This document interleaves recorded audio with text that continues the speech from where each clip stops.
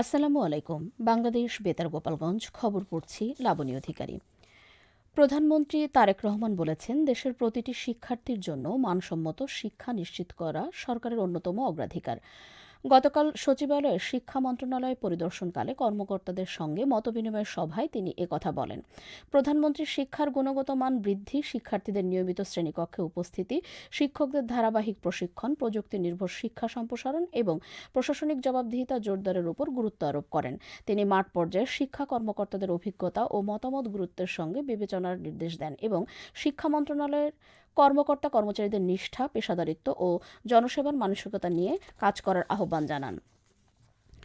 স্বাধীনতা ও গণতন্ত্রের সুরক্ষা, জনগণের কল্যাণ এবং দেশের উন্নয়নকে অগ্রাধিকার দিয়েই বাংলাদেশ জাতীয়তাবাদী দল সরকার পরিচালনা করছে বলে মন্তব্য করেছেন মাদারীপুর ৩ আসনের সংসদ সদস্য আনিসুর রহমান তালুকদার খোকন। গতকাল মাদারীপুরের ডাসার উপজেলার কাজী বাকাই এলাকার খালে ও আজালিয়ার বিলে মাছের পোনা অবমুক্তকরণ কর্মসূচিতে প্রধান অতিথির বক্তব্যে তিনি এসব কথা বলেন। সংসদ সদস্য বলেন, জনগণকে হয়রানি করার জন্য নয়, বরং তাদের পাশে দাঁড়িয়ে সহযোগিতা করা এবং দেশের সার্বিক উন্নয়ন নিশ্চিত করার লক্ষ্য নিয়েই বিএনপি জনগণের ভোটে সরকার গঠন করেছে। জাতীয় সংসদের সরকার দলীয় হুইপ ও দিনাজপুর ৪ আসনের সংসদ সদস্য আক্তারুজ্জামান, উপজেলা নির্বাহী কর্মকর্তা জাকিয়া সুলতানা, ডাসার থানার ভারপ্রাপ্ত কর্মকর্তা, উপজেলা বিএনপির সভাপতি সহ বিএনপি এবং এর অঙ্গ ও সহযোগী সংগঠনের নেতৃবৃন্দ এ সময় উপস্থিত ছিলেন। মাদারীপুরে জেলা পুলিশের উদ্যোগে মাস্টার প্যারেড, মাসিক কল্যাণ ও অপরাধ পর্যালোচনা সভা অনুষ্ঠিত হয়েছে। গতকাল সকালে পুলিশ লাইন্সে মাস্টার প্যারেডে অভিবাদন গ্রহণ ও পরিদর্শন করেন পুলিশ সুপার মোহাম্মদ হাবিবুর রহমান। এ সময় চৌকস পুলিশ সদস্যদের পুরস্কৃত করা হয়। পরে অনুষ্ঠিত কল্যাণ সভায় পুলিশ সদস্যদের বিভিন্ন সমস্যা ও কল্যাণমূলক বিষয় নিয়ে আলোচনা হয় এবং ভালো কাজের স্বীকৃতিস্বরূপ কয়েকজন সদস্যকে নগদ অর্থ পুরস্কার দেওয়া হয়। এদিকে অপরাধ পর্যালোচনা সভায় জেলার আইনশৃঙ্খলা পরিস্থিতি, গ্রেপ্তারি পরোয়ানা তামিল, মাদক বিরোধী অভিযান এবং নিয়মিত টহল আরও জোরদারের নির্দেশনা দেন পুলিশ সুপার। অনুষ্ঠানে জেলা পুলিশের ঊর্ধ্বতন কর্মকর্তারা উপস্থিত ছিলেন।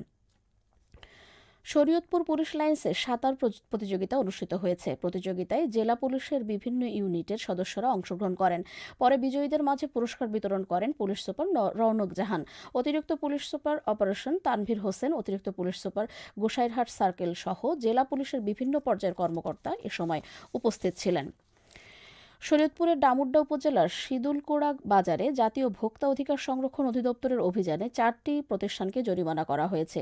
জেলা ভোক্তা অধিকার সংরক্ষণ অধিদপ্তরের সহকারী পরিচালক জান্নাতুল ফেরদৌস এই অভিযান পরিচালনা করেন। অভিযানে বিভিন্ন প্রতিষ্ঠানে তদারকি করে মেয়াদ উত্তীর্ণ পণ্য বিক্রি ও সংরক্ষণের প্রমাণ পাওয়ায় ৪টি প্রতিষ্ঠানকে ৮,০০০ টাকা জরিমানা করা হয়। জেলা স্যানিটারি ইন্সপেক্টর ফাতেমা আক্তার অভিযানে সহযোগিতা করেন। ফরিদপুরের সবজি বিক্রেতা ফয়সাল শেখ নামে এক তরুণকে হত্যার দায়ে চান সর্দার, তারা সর্দার ও বাবুল আকন্দ নামের ৩ আসামিকে মৃত্যুদণ্ড দিয়েছে আদালত। গতকাল ফরিদপুরের অতিরিক্ত দায়রা জজ আদালতের বিচারক মোহাম্মদ বদিউজ্জামান এ রায় ঘোষণা করেন। মামলা সূত্রে জানা যায়, নিহতের সাথে চান সর্দারের বিরোধের জেরে ২০১২ সালের ৫ সেপ্টেম্বর ফরিদপুর মেডিকেল কলেজ হাসপাতাল ভবনের পাশে ফয়সাল শেখকে কুপিয়ে ও পিটিয়ে গুরুতর আহত করে। পরে ঢাকা মেডিকেলে নেওয়ার পথে তার মৃত্যু হয়। ঘটনার পরদিন নিহতের মা ফিরোজা বেগম ফরিদপুরের কোতোয়ালি থানায় হত্যা মামলা দায়ের করেন। ফরিদপুরের সদরপুরে হাতি দিয়ে চাঁদা তোলার সময় হাতির ধাক্কায় ইজিবাইক উল্টে ১০ মাস বয়সী এক শিশু নিহত হয়েছে।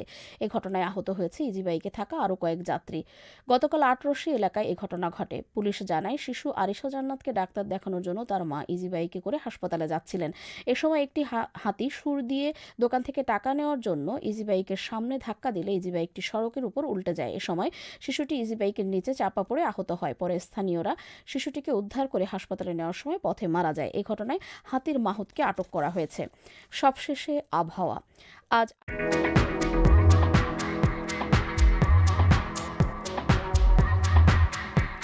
8টা পর্যন্ত দেশের অভ্যন্তরীণ নদীবন্দরসমূহের জন্য আবহাওয়ার পূর্বাভাসে বলা হয়েছে, খুলনা, বরিশাল, পটুয়াখালী, নোয়াখালী, কুমিল্লা, চট্টগ্রাম, কক্সবাজার, ময়মনসিংহ এবং সিলেট অঞ্চলের উপর দিয়ে দক্ষিণ অথবা দক্ষিণ পূর্ব দিক থেকে ঘণ্টায় ৪৫ থেকে ৬০ কিলোমিটার বেগে অস্থায়ীভাবে দমকা অথবা ঝড়ো হাওয়া সহ বৃষ্টি অথবা বজ্রবৃষ্টি হতে পারে। এসব এলাকার নদীবন্দরসমূহকে ১ নম্বর সতর্ক সংকেত দেখাতে বলা হয়েছে। খবর শেষ হলো। আমাদের পরবর্তী খবর প্রচারিত হবে আগামীকাল সকাল ৮টা ৩০ মিনিটে বাংলায়।